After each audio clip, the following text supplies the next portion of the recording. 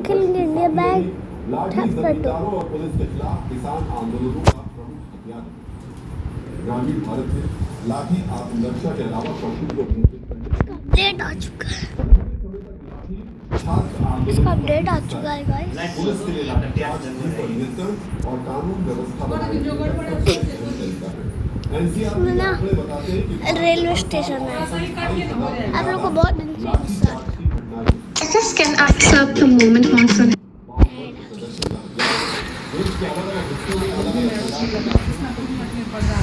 लाठी के बारे में जानकारी के बाद एक बार है आज की बच्चों की सड़कों पर कई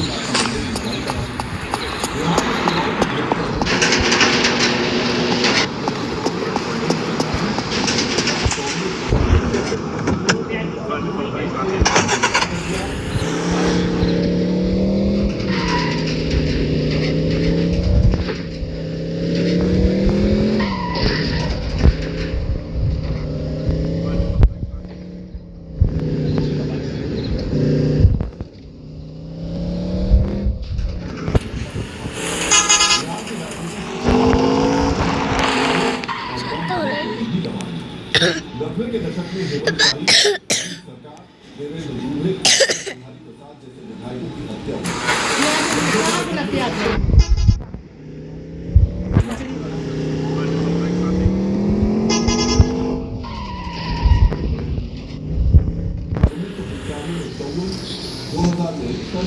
फरवरी 2005 के विधानसभा चुनाव के दौरान 5 और अक्टूबर नवंबर 2005 के विधानसभा चुनाव के दौरान 27 लोग मारे। मैं अपडेट करता हूँ। मैं अपडेट कर रही नहीं था और इनमें मरने वालों की संख्या भी काफी हद तक कम है। लेकिन चुनाव में हिंसा का डर अभी भी इतना ही कि बिहार में कई चरणों में चुनाव कराया। इंडियन टाटा सिमुलेटर बिहार में इंडियन टाटा सिमुलेटर लेकिन पटना में आज जो राजनीतिक हिंसा हुई है वो इस मायने में अलग है कि सबके सामने जैसे राजनीतिक हिंसा की बात करें तो भारत में सबसे अधिक 2022 की एक रिपोर्ट के अनुसार केरल में राजनीतिक हिंसा की 1031 घटनाएं। यहाँ छात्र राजनीति और पंचायत चुनाव में हिंसा आम बात है। लेफ्ट और आरएसएस समर्थकों में टकराव की घटनाएं अक्सर होती हैं।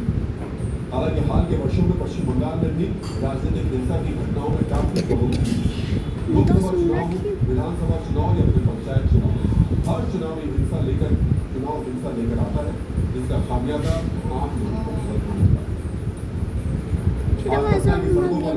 के जरिए राजनीतिक हिंसा का माहौल बनाने की कोशिश की गई। इस लड़ाई के लिए जिम्मेदार दोनों पार्टियां देश की जो सबसे बड़ी पार्टियां हैं। राजनीतिक विरोध के लिए इस तरह की लड़ाई उसके लिए ठीक नहीं है। राजनीतिक पार्टियों के कार्यकर्ताओं को लखैर की भूमिका में देखना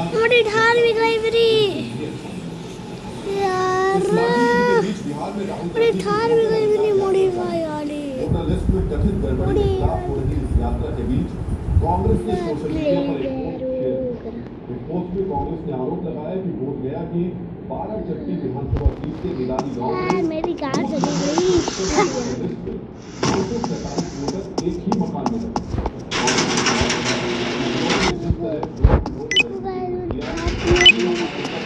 लाता हूँ मॉडिफाई करवाऊंगी कितनी मस्त कार थी।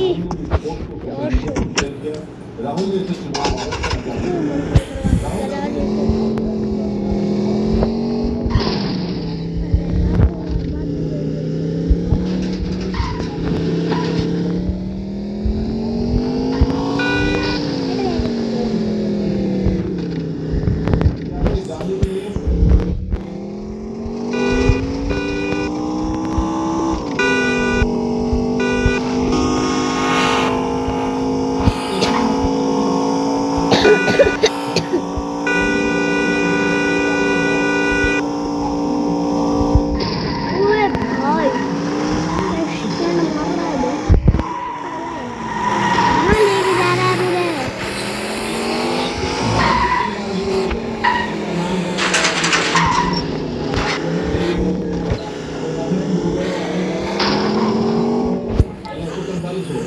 लेकिन मतलब एक हमने ऐसा कोई 100% गलत बात ऐसा किसी भी घर से फौजदारी मतलब 947 या 45 में बोल रहे हैं सरकार सरकार जी, तो ऐसा किसी का वोट नहीं है हमारे गाँव में।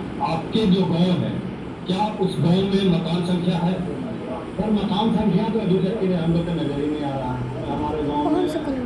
200 प्लस आदमी हैं, इसमें 12 जाति हैं, एक परिवार में तो इतनी है नहीं, सिर्फ एक ही घर में शिफ्ट कर दिया गया है। ऐसा तो मेरी सब गलत है। हम लोग का थोड़ी है ऐसा कोई हो सकता है, कोई राज्य में या कोई देश में एक भाई में 946 आदमी रह सकते हैं। हमारी जांच में साफ हुआ कि जो आरोप लगाए जा रहे हैं वो सही नहीं है। स्थानीय लोगों ने साफ साफ कहा कि घरों की संख्या तय नहीं होने के कारण ये गड़बड़ी दिखाई दे रही है। मित्रों, अब हम नाइट्रो अरे भाई, अरे भाई मैं गुजरात को, आप लोग बता रहे कौन मिल गया, आप लोग कहाँ से हो? उसका बेटा विदेश में रहता है, वो गांव से बहुत दूर रहता है, तो क्या वो अपने माता पिता की मृत्यु के पश्चात उन्हें अब सुनो गाइस, मैं आता हूँ। आप सोच रहे होंगे ये कैसा प्रश्न है? तुम्हारी फ्री मगर हो मित्रों, ये गई। प्रश्न इसलिए बड़ा है क्योंकि चलते हैं। वहाँ गया ऑनलाइन एक सौ गाइस, एक सौ नहीं।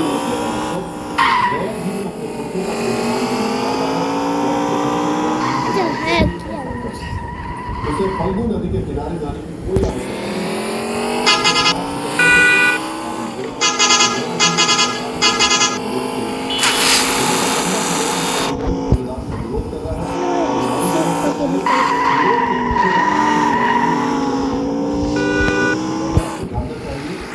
नहीं, मॉडल की था भैया। नहीं, मॉडल की डिस्प्ले डाल दी।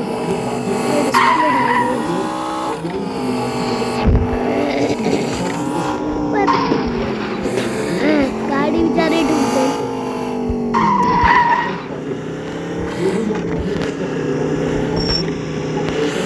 अब गाइस आता हूँ, गेम करते हैं।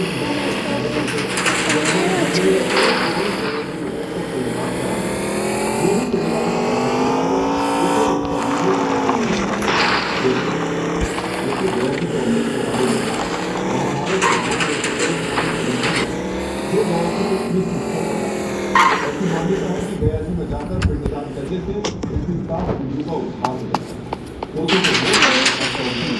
जो पिंडदान करता है उसे पितृ भेद से मुक्ति मिलता है।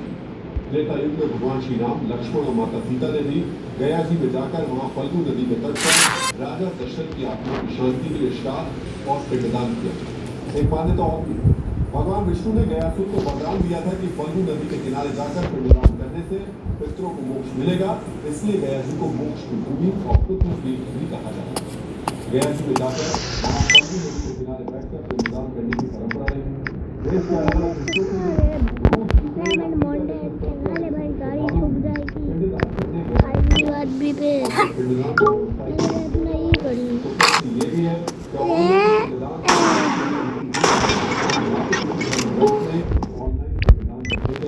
और ना ही किसी शास्त्र में क्रेटा मंगाया मैंने। भारत सरकार को इसमें आर्थिक फायदा देता है तो उसने ये व्यवस्था लागू की।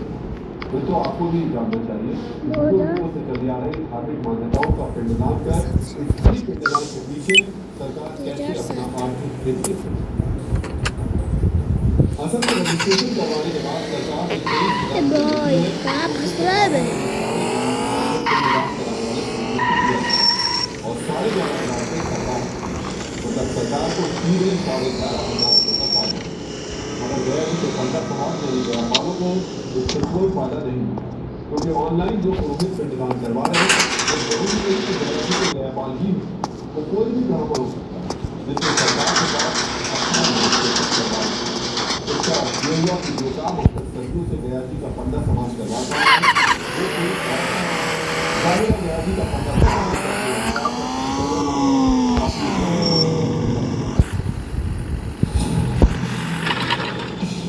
ऑनलाइन पिंडदान का समान नहीं है। शास्त्र के मुताबिक जो है इसका विरोध किया जा रहा है।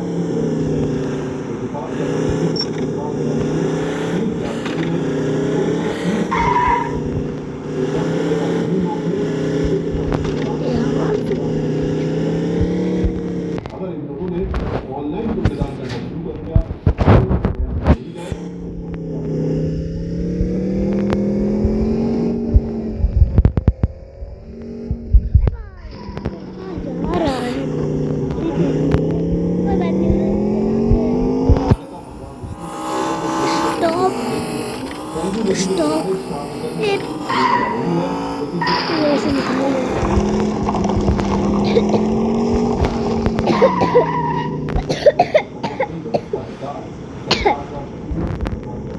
ये सेंटर का नाम है आईटीएस सेंटर। आईटीएस सेंटर बन गया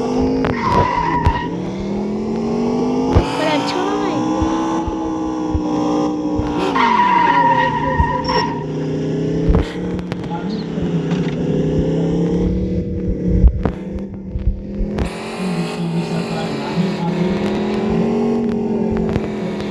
बाय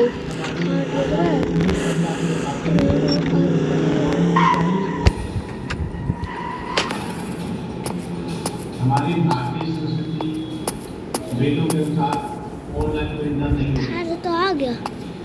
हमारी तो सरकार ने यही कहा है कि ऑनलाइन खरीदारी की व्यवस्था को आएंगे तब हम लोग उसमें आदमी भी रहेंगे, अंदर जाएंगे तो सच है कि अंदर जाने का भी है।